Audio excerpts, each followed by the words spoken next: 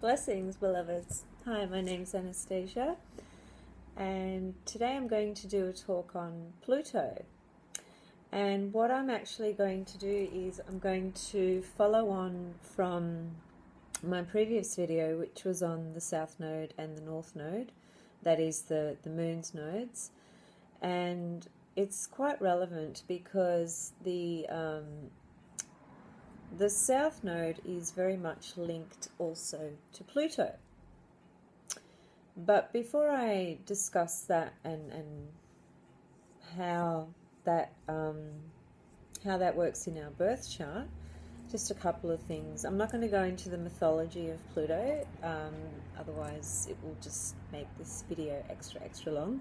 And really what I'm looking to do is just give you guys an introduction to the power of Pluto in our birth chart. So I guess the first thing is that Pluto is also known as Hades in the mythology. Hades is the Greek name. And I said I wasn't going to go into the mythology, and I won't, but I will just say a couple of things. And those things are that, Hades was the god of the underworld. So he's also the god that abducted Persephone, and some of you might have heard of the story of Hades and Persephone, or Pluto and Persephone, which involves Demeter, or Ceres, the goddess, who was the mother of Persephone.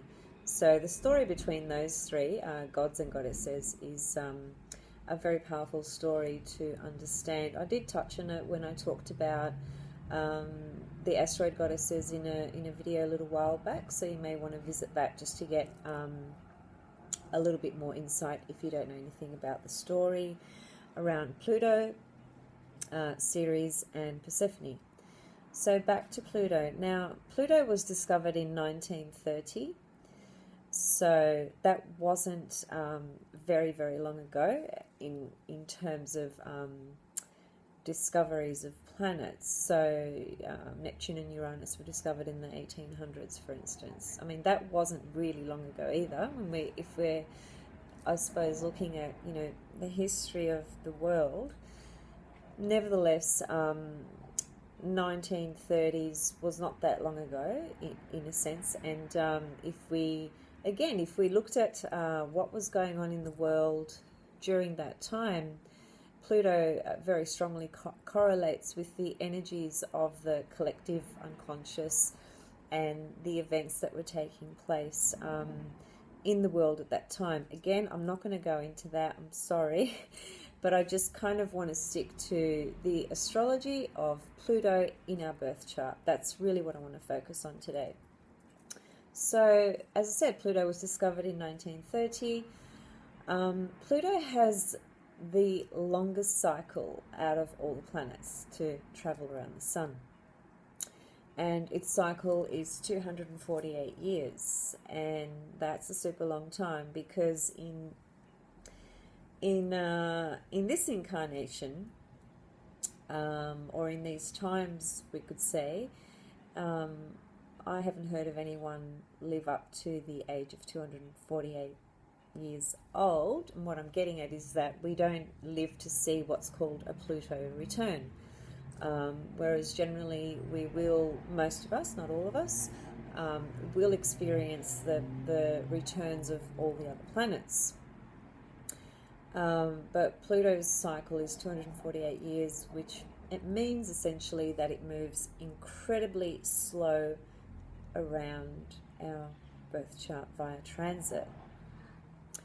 So there's some implications within that as well, but I'll get to that a little bit later. So what does Pluto represent? Pluto essentially represents our soul's desires. So the question that I think every single one of us has asked, at least at some point in our life, why are we here? What is the purpose of our existence? What is the purpose of our life? What the hell are we doing here? Some of us have had, clearer visions about that at times, and some of us haven't. Either way, Pluto is the key to unlocking the answers to that question for each of us. So Pluto's location in our birth chart shows essentially what we have brought in, as a matter of fact, from a past life, or past lives, I should say. And let me just expand on that a little bit. So if we have the understanding or belief that our soul has an evolutionary process, and with each incarnation that we have, what we're doing is we're evolving through our soul's desires and purpose. And that's what Pluto points to and shows us very, very clearly. Now, when I say Pluto shows us what we brought in from the past, what I mean by that is when you look at the sign that Pluto was in when you were born, that's clearly it points to a generational energy, if you like, that you were born into. So, you know, whether it was the 70s or the 60s or the 80s or the 90s or whatever the case, pardon me, Pluto would be in a particular sign. But because it moves incredibly slow, clearly it stays in one sign very, very long. So we have generations of people experiencing, you know, having Pluto in the same sign because of its slow movement.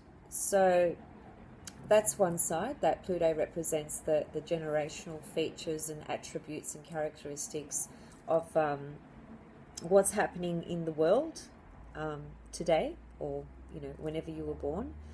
And then there's the there's the individual manifestation of Pluto with our soul. So generational, individual and personal. And obviously what we're looking at there is the sign. When it comes to the outer planets, let me just make something clear here in case some of you are not aware. When we're talking about the transpersonal planets, which are Uranus, Neptune and Pluto, those planets, because of their very slow movements and because they are transpersonal, meaning they are not operating from the 3D level, they're not operating from that ego level, they're beyond all of that. So they're really operating at a far more conscious level, and you could also say spiritual level as well. That doesn't necessarily mean that we're all going to strive to become awake or spiritualized, because our soul's path and our soul's evolution for each of us is unique. So we are all at, you know, different stages in our soul's evolution. So Uranus, Neptune, Pluto, transpersonal planets, they move slow, so we experience those planets in the zodiac signs for fairly extended periods, particularly Pluto, because it takes 248 years to move around the sun. So when you are born, Pluto will be in a particular sign, and obviously it will be in a particular house. So the house location is your key to understanding your soul's evolutionary purpose and desires and why you are here, at least this incarnation. And it also opens the window to view and understand what you've brought in with you. So, for example, if you had Pluto in the, I don't know, 9th house, which is where I've got it actually, the indication or the implication is that you have worked with all philosophies and wisdoms, and including astrology, all the right brain kind of learnings and studies that we can engage in and develop. With Pluto in the 9th, you've actually done that before many times over. And so when I started this video today, I said that I was carrying on by extending this conversation or this presentation from the North Node and the South Node. Now, if you listen to my previous video where I talked about the South Node and the North Node, the distinction was that the Moon's South Node is, again, what we've brought in from the past with us, and the North Node is the direction that we need to be moving into, so what we need to learn and develop this lifetime. And Pluto works with that energy as well, because Pluto is our soul's evolution and purpose as we continue to evolve life after life after life after life. And I don't think any of us really know how many lives we have had or how many lives we will have. I don't think from this position here in this physical incarnation with the left brain that we're ever going to get those sort of answers. So anyway, getting back to Pluto in the 9th house. So wherever Pluto is located, what you need to look at is sign placement, house placement. And the other very important thing that also unlocks wisdom for you is you're looking at the polarity point of where Pluto is located. So, for example, if you had Pluto in the 9th house, the polarity point, therefore, would be the opposite house, which is the 3rd house, the Gemini house. So, 9th and 3rd houses, that axis there, 9th house is Sagittarius house, 3rd house is the Gemini house. If you have Pluto in the 9th house, then the polarity point is the 3rd house. And the 3rd house in this particular example is what is going to enable you to further develop your soul's purpose and evolution. So the South Node and Pluto actually work together simultaneously, and the North Node, sorry. So the South Node, North Node, Pluto, and Pluto's polarity point, these four points, Pluto planet, not a point, really describe our soul's purpose, journey, path, where we've come from, and what we're actually needing to evolve in, and how we're going to do that. So how we're going to do that is going to be seen through Pluto's sign, house placement, and the aspects that Pluto has. And that reminds me of something quite important, but I'm just wondering if I should leave that for a little bit later. Okay, I will. So just getting back to Pluto's energy, it is an incredibly powerful, it's the most powerful planet in the chart, really. And when it's operating at its highest functional level, it is able to really achieve tremendous evolution.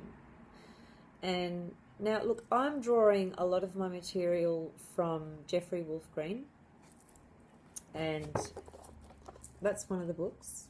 He's got a few books. This is called Pluto Volume 1, and it's like the Bible to Pluto.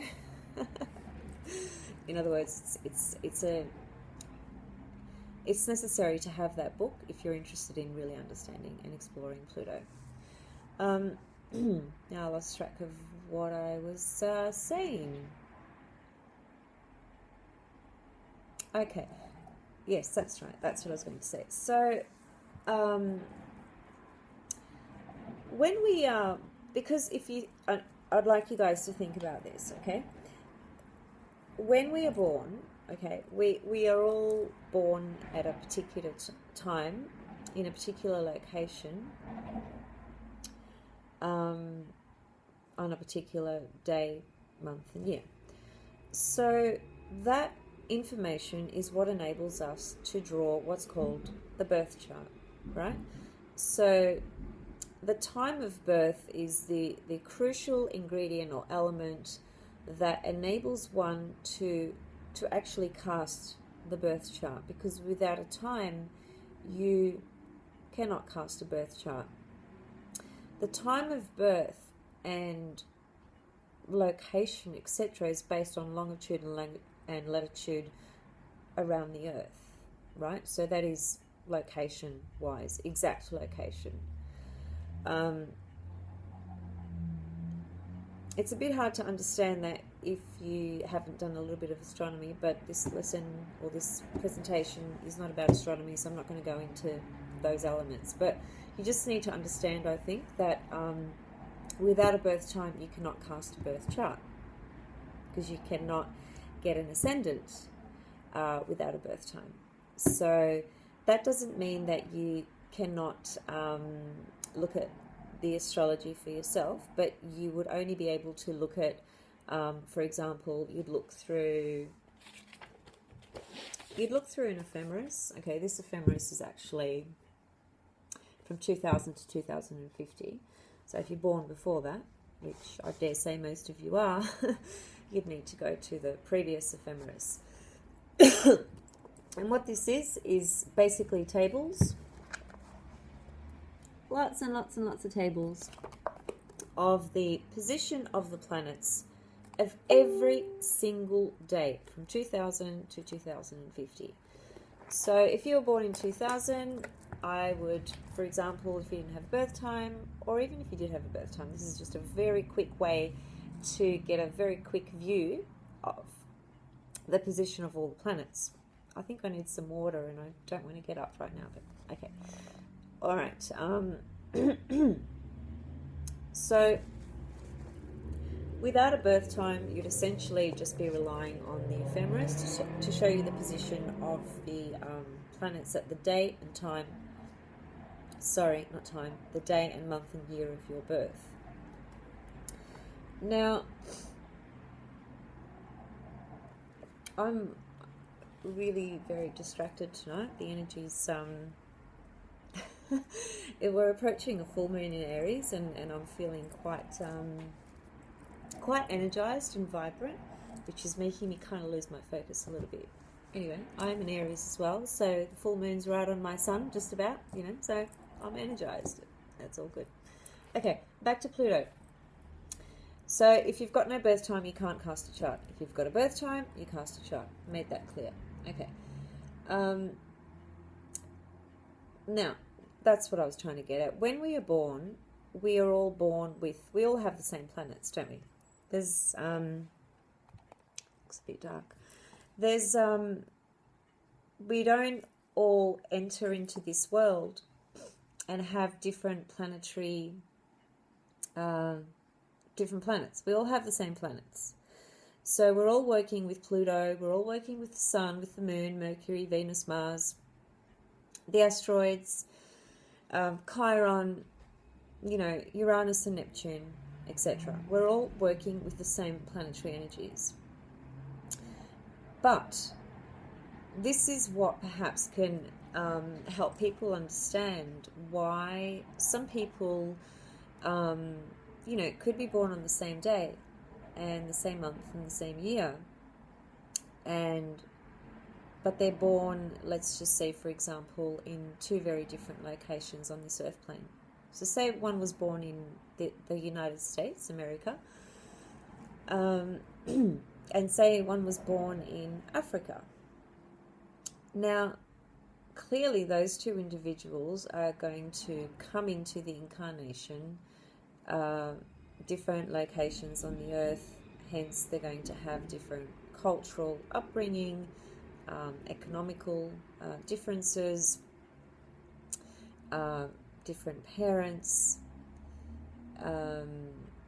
perhaps different, religious beliefs and so forth. So those factors of life that we are born into, location, society, parents, finances, all those things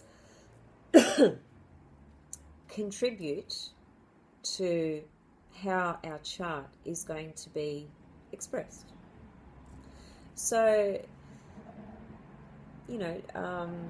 George Bush, for example, now he was born in the States, and he was born into a very wealthy family. That's my understanding. He became who he became. He was educated.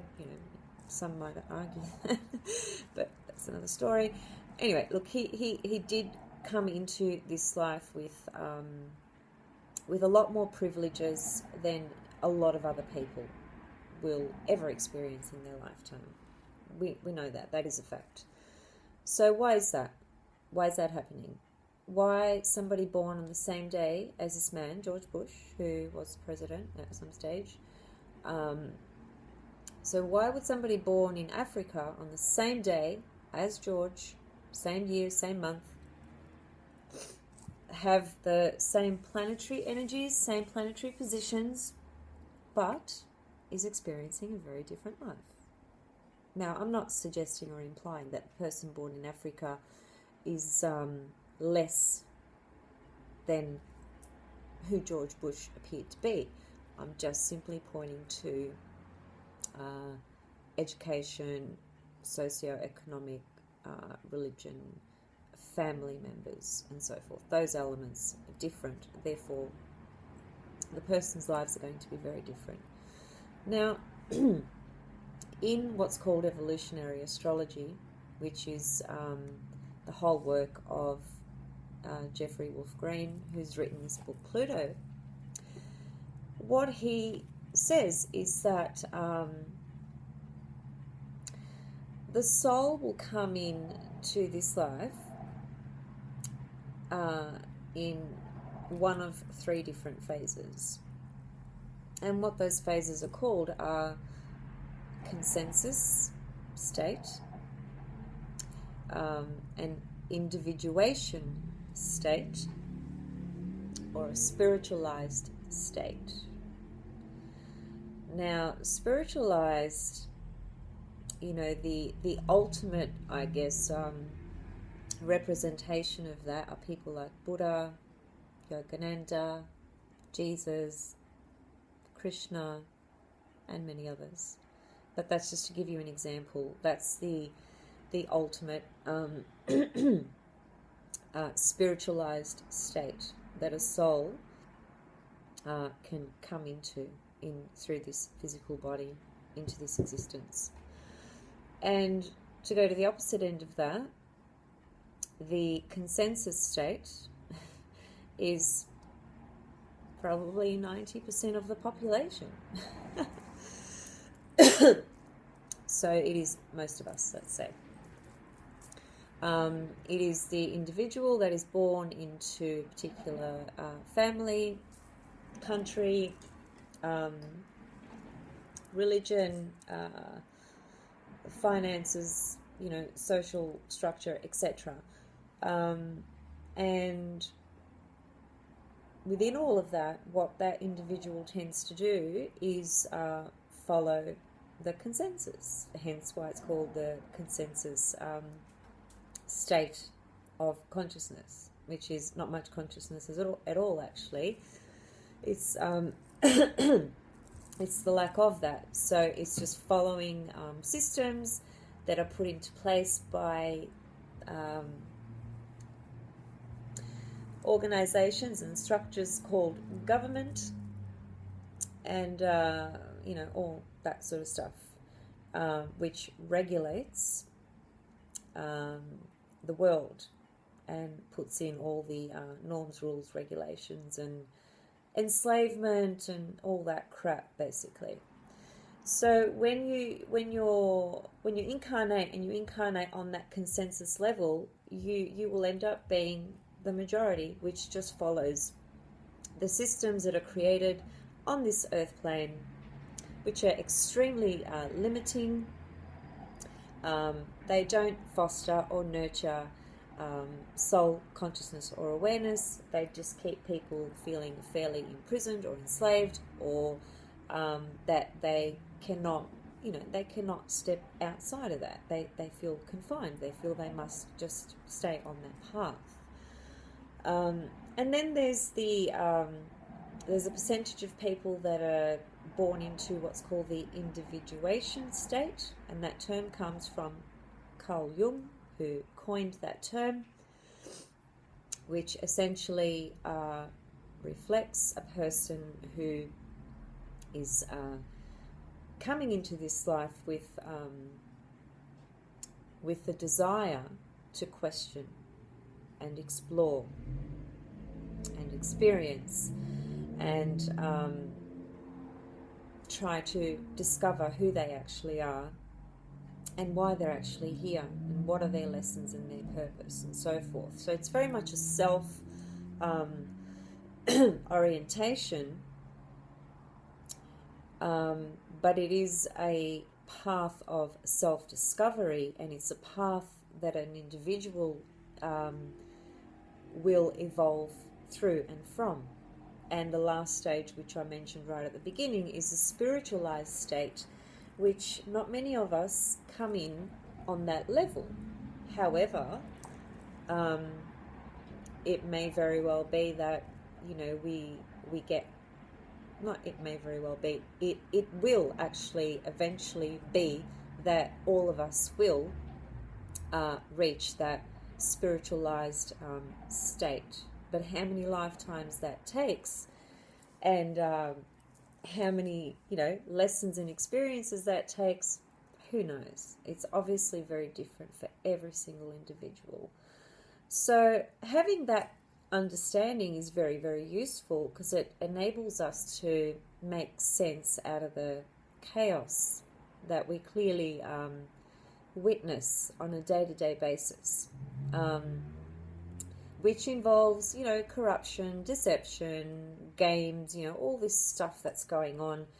And unfortunately, all those things are all very much linked to people suffering, people dying, people not having enough, on an earth plane that nobody owns anything on this earth plane.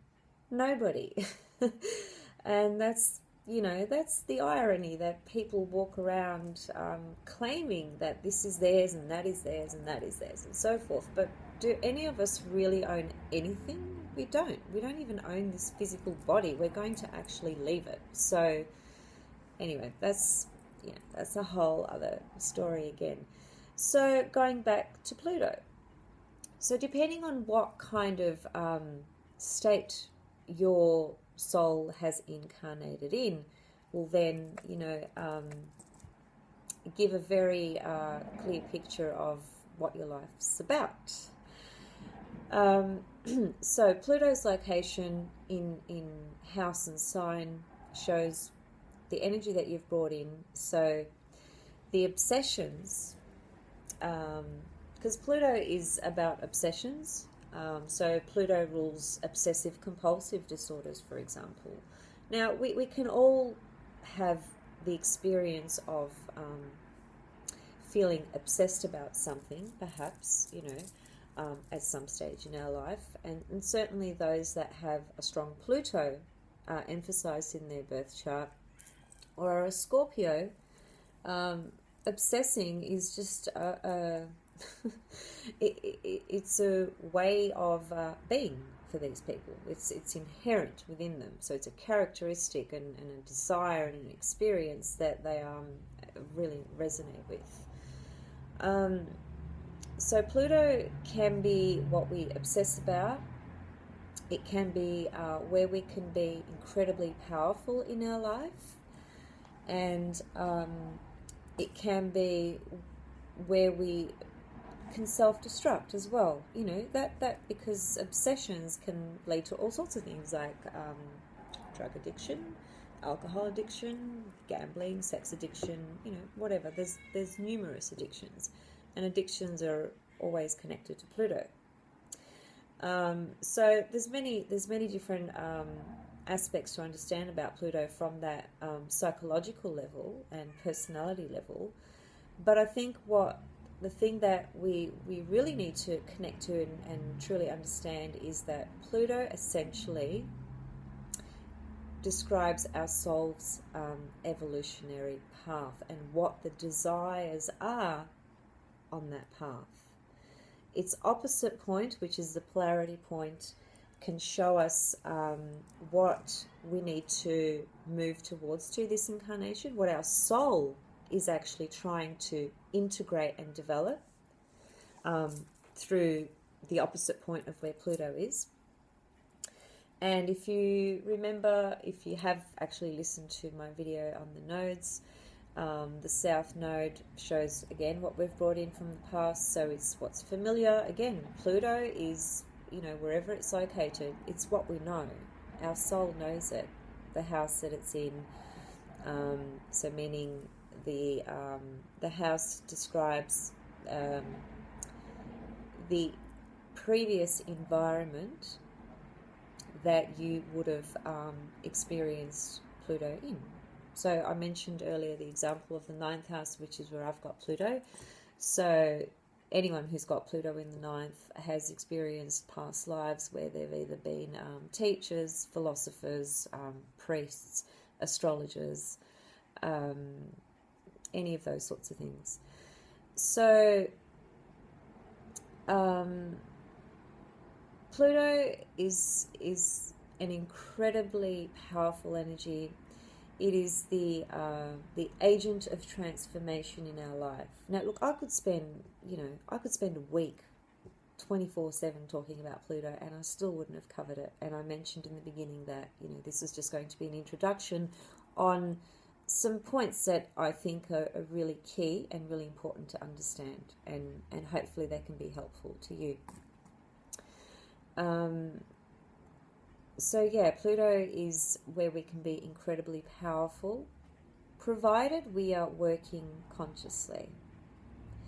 If we're not working consciously, then we can self-destruct, as it were. So I guess that's something for each of us to think about in terms of where do you think you are. If you were to take these three stages that I mentioned, the consensus, the individuation, or the spiritualized, where would you identify yourself? If you're watching this video and you're interested in astrology, you most definitely are in the individuated state. You couldn't belong to the consensus, because the consensus wouldn't be watching this video. They wouldn't be interested in this sort of thing, and perhaps labeling it as whatever. But it is something that you can think about for yourself. So I've got a lot more to say about Pluto, so perhaps I'll do a part 2, because I'm on to 33 minutes, and these videos, I haven't found a way to upload them quickly. It takes quite a while, so I don't want to spend too much more time just for today. Just trying to think if there's any... Oh, that's right. I will mention this, because this is super, super important. If you have Pluto aspecting planets in your chart, which the chances are you will have, some will have many aspected by Pluto, and some might just have a couple. So it depends on the individual. But what the statement that is being told through that is that when Pluto is aspecting another planet in your chart, so for instance, if you had Pluto conjunct your Mercury, or if you had Pluto square Mars, or if you had Pluto opposite Venus, or if you had a Pluto-Jupiter conjunction, etc., what that means is that your soul, you, the soul, that is you, has chosen to evolve those planetary energies in a very fast kind of way. And what that means is this: if you've got Pluto aspecting Mercury, say conjunct Mercury, what that is suggesting is that the mercurial function, which is your mind, your thinking faculty, your left brain. It's your ideas, it's how you communicate, it's language, it's thoughts, it's siblings as well. But it's essentially your thinking faculty. And if you've got Pluto aspecting Mercury, that's really saying that this lifetime, you, the soul, wants to transform the energy of Mercury like intensely and super fast. What I mean by super fast is because nothing is really super fast, as it were, but when you have a planet being aspected by Pluto, that planetary energy is being transformed because Pluto is touching it, as it were. So Pluto's influence is very powerful on these planets, particularly when we're talking about the personal inner planets, which is the Sun, Moon, Mercury, Venus, Mars, and Jupiter, for that matter. So when you've got Pluto aspecting those planets are operating at a really, really highly evolved state, potentially. So that's what your soul wants to go through. And don't get me wrong, Pluto's energy is, I would have to say, it's one of the hardest, deepest, life-changing energies that there is, really. It takes us to the absolute depth of who we are, which has got nothing to do with our ego and our mind and who we think we are, our personality. It's our soul. And I think the more we can align the soul with the personality within us, the more ease and flow that we can experience through some very difficult, life journeys and life circumstances. Most people have a difficult life. Well, that's how it seems to me. Maybe that's because I work in an industry where I'm hearing people's people's stories, day in, day out. I work as a counsellor during the day. I think I've mentioned that before. So I get to hear, all the sad stories and all the struggles that people have. And it's evident to me that there are a lot of people really, really suffering. And a lot of our suffering arises because we need to evolve and go through certain things. But if we're not learning and we're not evolving and developing, then we're just repeating the same lessons, the same difficulties, the same struggles, the same pain. So this is where we have, free will to be responsible for ourselves and actually evolve through what it is we're actually meant to evolve through. And it's, it's personal and different for all of us. So, yeah, I think I'll leave it there for today. I'm just saying, I didn't actually make any notes for today. I just spent the last couple of days doing a bit of reading here and there, and I just thought, I'm just going to sit down and I'm just going to talk, and whatever comes up, comes up. I mean, I knew that I wanted to talk about Pluto, but I didn't have any specific notes, and I think it's actually useful to have them. But anyway, that's why I want to do a part 2. So today, just in summary, what I really wanted to bring to your awareness is that Pluto is our soul's evolutionary path and desires.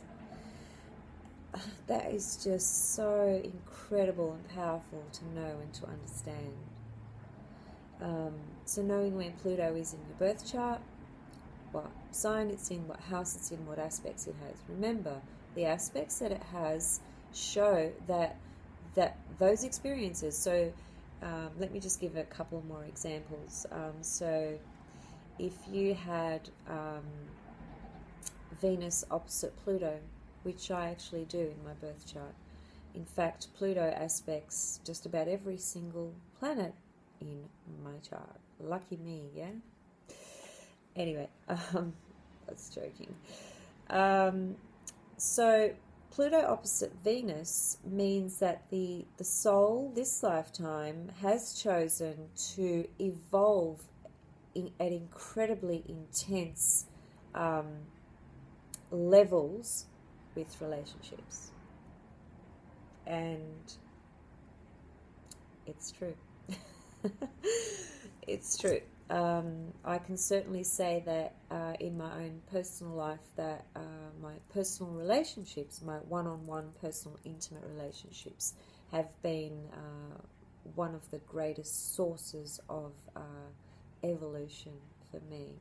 Through tremendous pain and suffering, none of it has been easy, but it's been incredible soul growth for me, and that's my soul's desire. That's what I've chosen. That's why I've been born into I was born into a chart that has Pluto opposite Venus, and I've got Pluto aspecting, as I said, most planets in my chart.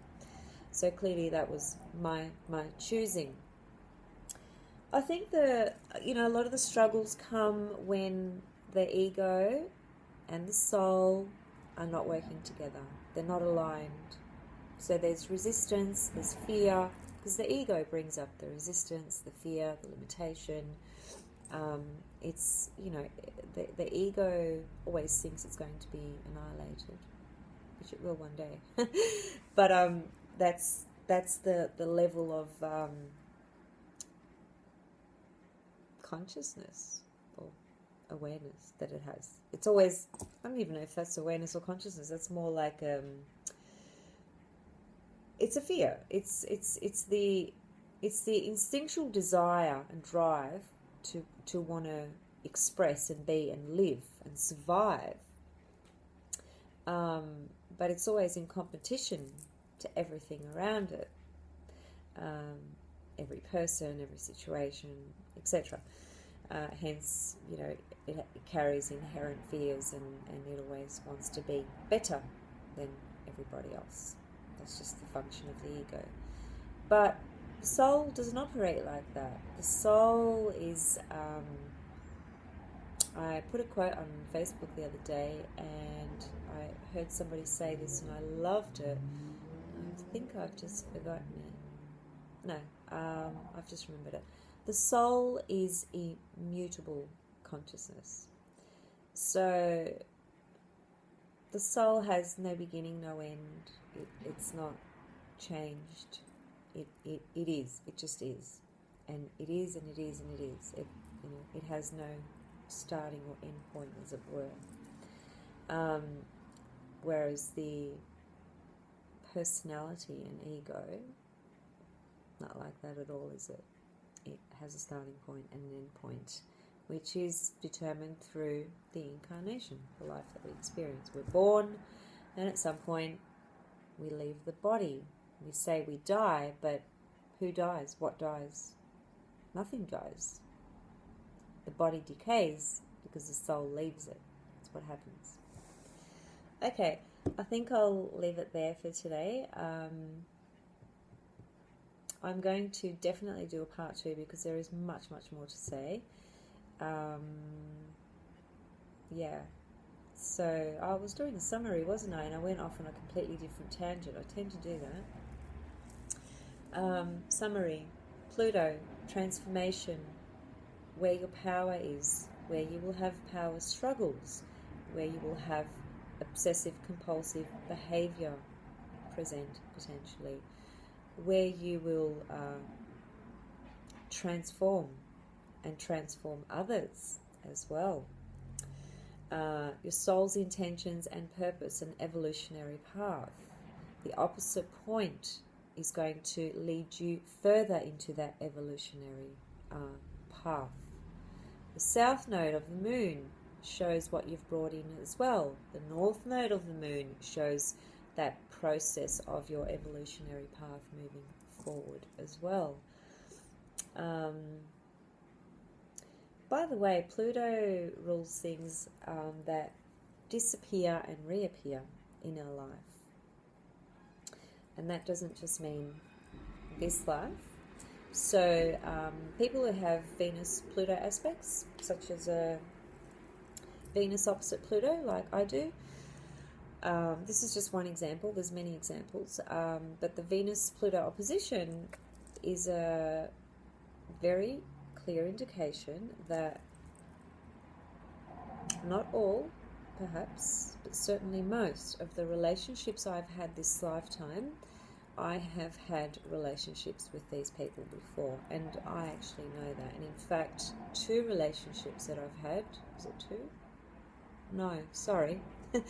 4 relationships that I've had this lifetime with 4 different men. I know the previous life I had with them. I've got details of the previous life that I had with these people. So this is about Pluto connecting to things that appear and disappear.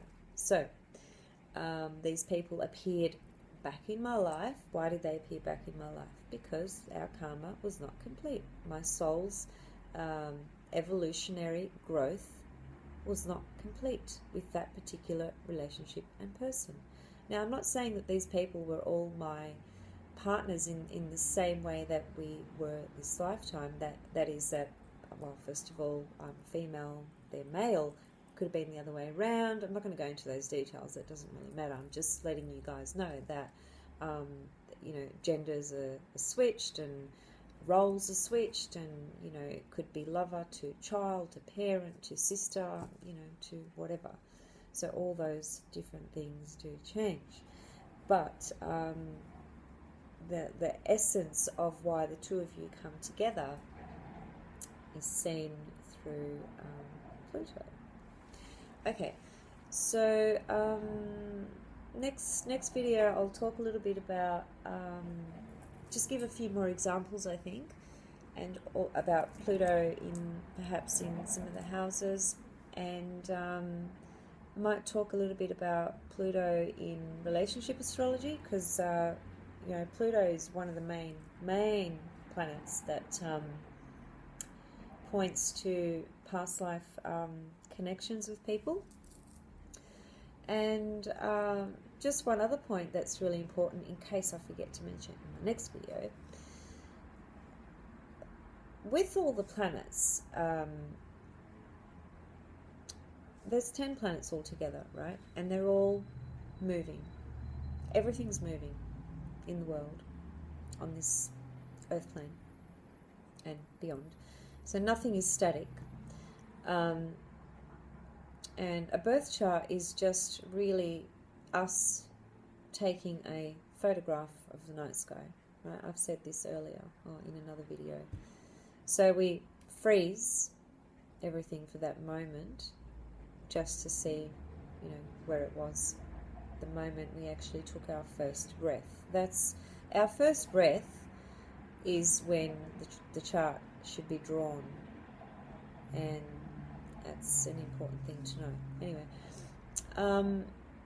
the point I was going to make is this, that when we're born, as we start to grow and develop and go through life, all the planets are moving in their cycles and their orbits and so forth. And nothing remains frozen. It's just frozen for our time of birth. And there are different life cycles that we go through that correlate with very specific ages in our life. For instance, with Pluto, because it's so slow moving, the first major aspect that it's going to have to its own position in our birth chart. So wherever Pluto is when you were born, at around about the age of 35, you may be older than 35 now, you may not have reached that.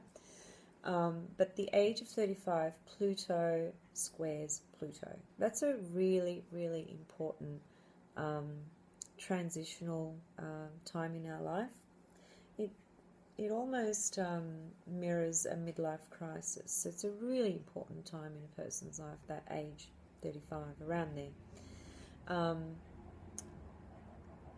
So going back to planetary cycles, all the planets correlate with very specific cycles in our life based on their transit and movement.